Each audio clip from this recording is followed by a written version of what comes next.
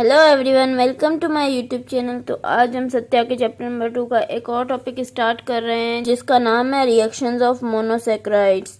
Monosaccharides में कौन कौन से रिएक्शंस होते हैं? टोटोमराइजेशन और एनोलाइजेशन। अब ये टोटोमराइजेशन और एनोलाइजेशन क्या है?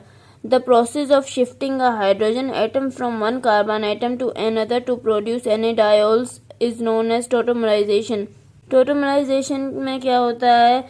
हाइड्रोजन एटम जो है वो शिफ्ट होता है एक कार्बन एटम से दूसरे कार्बन एटम पे टू प्रोड्यूस एनाडायोल्स। मतलब जब हाइड्रोजन एटम एक कार्बन से शिफ्ट होता है दूसरे कार्बन पे तो उसके बाद एनाडायोल्स बनते हैं, तो उसको हम बोलते हैं tautomerisation. Sugars possessing anomeric carbon atom undergo tautomerisation in alkaline solutions. वो शुगर्स जिनके पास एनोमेरिक कार्बन एटम्स होते हैं वो टोटोमराइजेशन रिएक्शन करते हैं अल्कलाइन सॉल्यूशन में। अब हमारे पास एनोमेरिक कार्बन क्या होता है? एनोमेरिक कार्बन वो होता है जिसमें OH ग्रुप की पोजीशन चेंज होती है, वो कार्बन नंबर 1 होता है। Glucose is kept in alkaline solution for several hours, it undergoes isomerization to form D fructose and D mannose.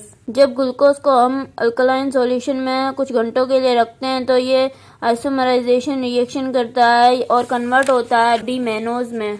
This reaction known as the Lobry de Bruyn van Ekenstein transformation results in the formation of a common intermediate, namely enediol for all the three sugars as depicted in figure 2.8। इस reaction को हम बोलते हैं लोबरी de Bruyn van Ekenstein transformation, जिसके नतीजे में formation होती है एक कॉमन इंटरमीडिएट की जिसको हम बोलते हैं एनिडायोल। तीनों शुगर्स का जो कॉमन इंटरमीडिएट होता है ये फिगर 2.8 में दिखाया गया है। मैं आपको दिखाती हूँ। ये देखें, ये फिगर 2.8 है। इसमें क्या है? Formation of a common enediol from glucose fructose and mannose. अब ये देखें, ये हमारे पास डी ग्लूकोज है, डी फ्रक्टोज है और डी मेनोज है। इन तीनों का ये कॉमन एनिडायोल है। The enediols are highly reactive, hence sugars in alkaline solution are powerful reducing agents।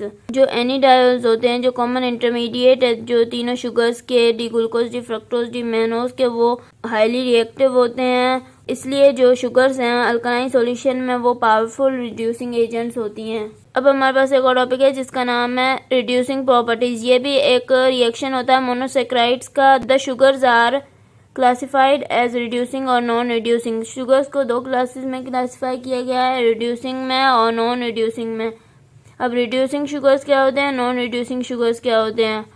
The reducing property is attributed to the free aldehyde और free keto group of anomeric carbon. Reducing property हम उसको बोलते हैं अगर free aldehyde और free keto group anomeric carbon पे present हो तो हमारे पास वो रिड्यूसिंग प्रॉपर्टी है और उस शुगर को हम बोलते हैं रिड्यूसिंग शुगर। अब फ्री एल्डिहाइड और फ्री कीटो ग्रुप कैसे होगा एनोमेरिक कार्बन पे? मतलब कि वहाँ पे कोई बॉन्ड फॉर्मेशन नहीं होती। और नॉन रिड्यूसिंग शुगर में क्या होता है? नॉन रिड्यूसिंग प्रॉपर्टी क्या होती है? वहाँ पे फ्री एल्डिहाइड और फ्री कीटो ग्रुप नहीं होते हैं एनोमेरिक कार्बन पे, वहाँ पे बॉन्ड फॉर्मेशन होती है। In the laboratory many tests are employed to identify the reducing action of sugars. Laboratory में बहुत सारे टेस्ट किए जाते हैं रिड्यूसिंग शुगर्स को आइडेंटिफाई करने के लिए, मतलब कि वो रिड्यूसिंग है या नॉन रिड्यूसिंग है उसमें डिफ्रेंशिएट करने के लिए। These include Benedict's test, Fehling's test, Barfoed's test etcetera. कुछ टेस्ट के नाम दिए गए हैं जो कि बेनेडिक्ट्स टेस्ट है, फेलिंग्स टेस्ट है, बारफोर्ड्स टेस्ट है। ये सब किए जाते हैं लेबोरेटरी में। The reduction is much more efficient in the alkaline medium than in the acid medium. जो रिडक्शन होती है, जो रिड्यूसिंग प्रॉपर्टी है वो मोर एफिशिएंट होती है अल्कलाइन सॉल्यूशन में as compare to acid medium. The enediol forms explained above और sugars reduce cupric ions Cu+2 of copper sulfate to cuprous ions Cu+, which form a yellow precipitate of cuprous hydroxide or a red precipitate of cuprous oxide as shown next। जो एनिडायोल form होते हैं जो हमने अभी ऊपर पढ़े, और जो शुगर्स होती हैं जो रिड्यूस करती हैं cupric ions of copper sulphate को क्यूप्रस आयन में, वो येलो प्रेसिपिटेट बनाती हैं क्यूप्रस हाइड्रोक्साइड के और रेड प्रेसिपिटेट बनाते हैं क्यूप्रस ऑक्साइड के, जो कि एक रिएक्शन में दिखाए गए हैं। मैं आपको रिएक्शन दिखाती हूँ। अब ये देखें, ये हमारे पास एक रिएक्शन है जो कि हमने अभी पीछे पढ़ा उसका रिएक्शन है।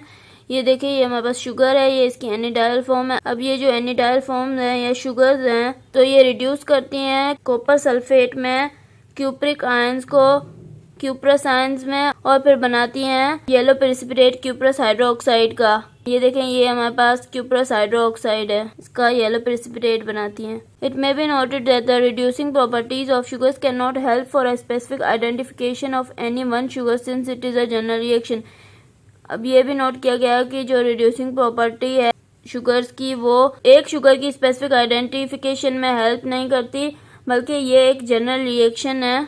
अगर आपको मेरा लेक्चर पसंद आया तो प्लीज़ मेरे चैनल को सब्सक्राइब करें, लाइक करें और बेल आइकन को प्रेस करें। Thank you.